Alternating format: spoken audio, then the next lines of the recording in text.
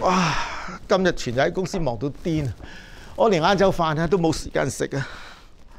你次次都係咁樣講，你有冇諗過？我日日韞咗喺屋企，唔係湊細路就係做家務，一個人頂晒所有嘅壓力。咁我有咩辦法啫？全公司好多嘢要我跟進啊！佢哋冇咗我唔得噶嘛。頭家都冇咗你唔得啊！有冇邊個聽我講？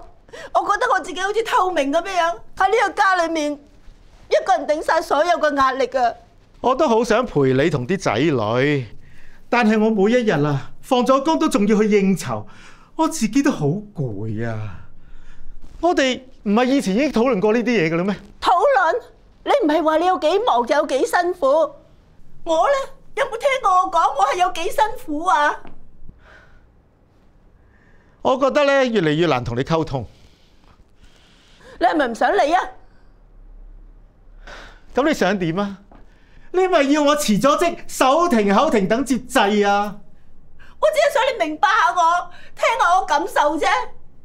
關心係呢個家，你翻嚟咁耐，一句關心說話都冇啊！呢咁嘅日子，我真係撐唔落去啦。我知道我近排係好忙，早出晚歸，係忽略咗你哋嘅。但係我可以點啊？我覺得我哋需要出去揾幫助。我決定咗打電話去分委會，揾佢哋幫手尋求意見。意見？咩意見啊？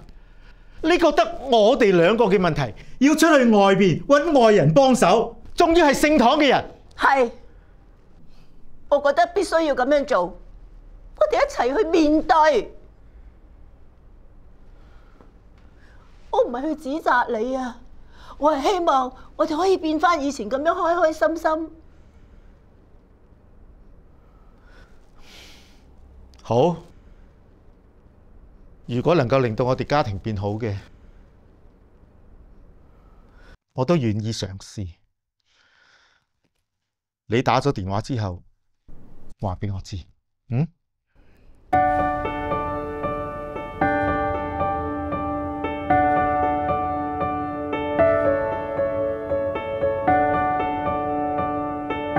足印同行，婚姻家庭關顧熱線25606622，打嚟同我哋傾下。